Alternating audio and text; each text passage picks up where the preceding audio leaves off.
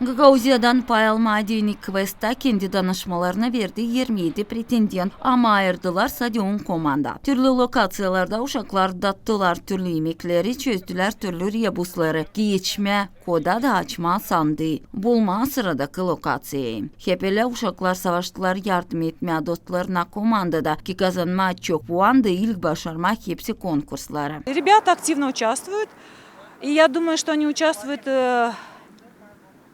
Uşaklar aktif pay alırlar çünkü bu meraklı hem onlar sonra tarayıcılar para bağışlarını hem niyetlenirler bu finanslara yapmak kendi okullarında tertiplemek işlerini. Bu stimul uşaklara dini kendisi yapmak kendi öğrenmek kurumunda. А мечта будет воплощаться у них же в заведении.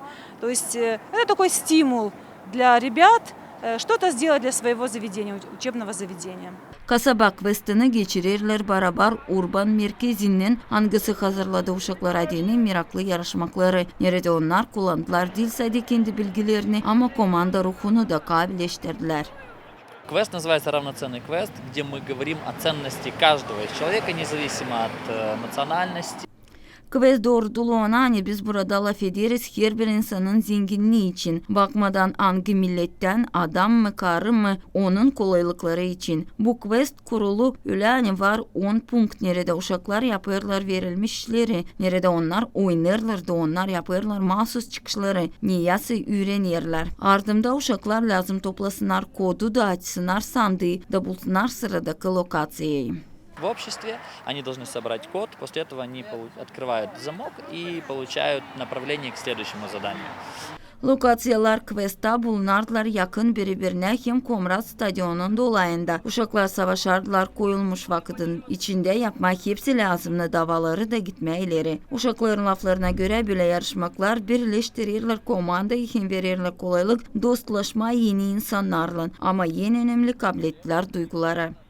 На этом пункте у нас было очень интересное задание. Bu punktta bize meraklıydı iş lazımdı yeme türlü yemeği. Pek meraklıydı hem tatlıydı. Вот. Было очень интересно и местами вкусно. Считаю, что организация таких мероприятий. Ben sayarım hani böyle oluşların geçirmesi pek iyi. Hani bizim Gagauzya geçirir çok sağ ol. Kim bunu yapar? Ben sayarım hani bu orada gençlerin ilerlemesi pek iyi. Это очень вкусно. Bu pek tatlı böyle ben daha tatmadım. Düştü şokolat soğanla. Шоколад с луком. Пришел сюда, чтобы развлечься. Geldim buraya ki dinlenme üzere beğenirim. Geçmek questları, challenge'ları. Ben sayarım hani bu pek meraklı. Это очень интересно и развлекательно. Я понимаю, что Ben düşünüyorum hani çıkış pek önemli ama bu oluşta pay almak bu pek iyi duygular. Da hepsi paralar gidecekler tertipleme bizim Moşkov'un adına liseyine. Благоустройство нашего лицея Мошковы. Очень интересно. Pek meraklıydı, zorcaydı ama koyulmuş davayı yaparız ne çünkü değil sadece bunu geçtik. Biz çalgıcılar. Мне очень интересно. Pek meraklı seslemek kendi dostlarımı da inanırım hani onlar bana doğru yardım ederler. Команда называется Стилуце, потому что мы звезды. Komandanın adı Stilutse zire biz yıldızız. Biz pay aldık kolejin adından. Biz geldik hepsini beğeniriz. Biz pay alırız 2 lokasyaya geçtik de gideriz ileri taramaya. И идем дальше к победе. Yarışmakların sonunda tarayıcı komandalar kabul ettiler bağışları, diplomları hem para. Hangilerini onlar vancı harcasınlar ki okullarında kurma daha iyi koşulları. Zinede Kanser, Vlad Tabachuk, Alexey Gerçuk, haberler.